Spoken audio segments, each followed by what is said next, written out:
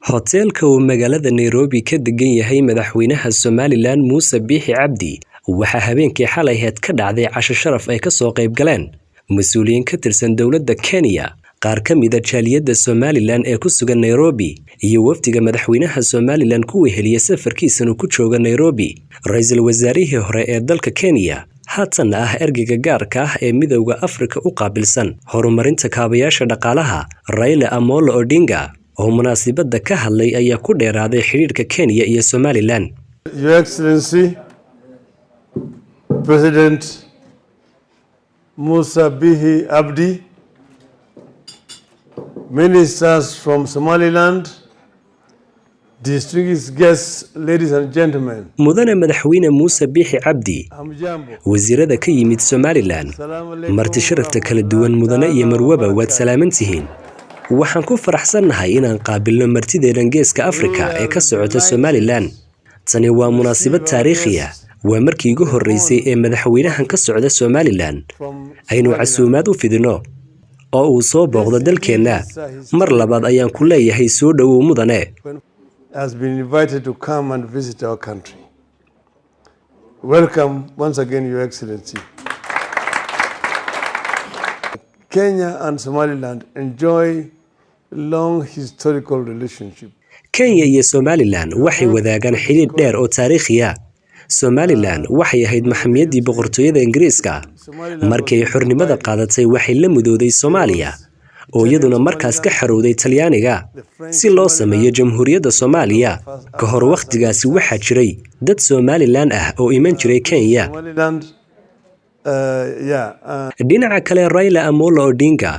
waxa uu soo hadal qaaday dhibaatooyinkii dawladdii kacaanka ee Soomaaliya ka soo gaadhay shacabka Somaliland. And I saw the challenges that we are going through. dhibaatooyin badan ayay shacabka Somaliland ka muteen dawladdii militariga ahayd ee Soomaaliya waxa wax lala yaabo ah in diyaarad ka kacday garoonka diyaaradaha Hargeysa ay madaafiic ku layso isla shacabka degan Hargeysa iyadoo dad aad u badan ay ku nafwaayeen masiibadaasi. runtii taasi waxay ahayd taariikh murugo leh. And come back to bomb the civilian population in the same city with heavy bombs. And you could still see the skeletons of the people who had been killed by those bombs which had been dropped there. So they have a very sad history. wasiirka arrimaha dibadda Somaliland Professor Yaasiin Xaaji Maxamuud Xiir Faratoon iyo wakiilka Somaliland ee Kenya Baasha Cawil ayaa munaasabada ka hadlay. gabagabadii madaxweynaha Somaliland Muuse Biixi Cabdi ayaa isna dhinaciisa ka hadlay xiriirka Somaliland iyo Kenya iyo waxyaabaha ay iska kaashan karaan. heerka ay ka taagantahay Kenya in mustaqbalka Somaliland iyo Kenya ay wax wada qabsadaan oo xagga wanaagga iyo nabadda iyo horumarka u dhaqaaqaan iyaga oo leh taariikh iyo system isku mid ah oo hore uu jiray inuu ka dhaxeeyay curriculumka tacliinta sharciga language wax ku baranayaan iyo dhaqan ahaanba ay ka mideysnaayeen in maanta mustaqbalka dib loo wada qaado si wacan ugu sharxayna aad iyo aad baan u mahadnaqayaa. madaxweyne Muuse Biixi waxa uu sheegay in muddadii Somaliland ay goonida isaga tagtay Soomaaliya aanay jirin dawlad ka dhisantay Soomaaliya oo ku guuleysatay inay soo afjarto dagaalada iyo xaaladaha adag ee jira balse taas bedelkeeda ay Somaliland dhisatay dawlad wanaagsan oo leh nidaam kala dambeyn iyo nabadgelyo. waxa weeye bini'aadmu hadduu goosto inuu sharaftiisa ilaaliyo oo ah halku dhaga ama mootaa Somaliland waxaan ahay faqiir laakiin waxaan haysan qabkiisa ilaashanay. taasaan dalka ku dhisanay ilaahay mahadi waxaanu leenahay dad baayac mushtara oo xooga oo kartida iyo hal abuurida leh oo sameeyay shirkado maanta kuwa ugu horeeya xagga isgaarsiinta xagga finance-ka lacagta xawlaadooda oo soo jiitay hay'ado caalami ah oo abaya mushtar oo ku dhiirsaday markay arkeen Somaliland iyadoo cidna ictiraafsanayn inay maal galiyaan lacagtooda ka badan malaayiinta oo ay ka mid tahay DP World waa shirkad caalami ah ku dhiiratay inay dhisto dekada Berbera oo ka dhigto kuwa ugu waaweyn mid ka mid ah caalamka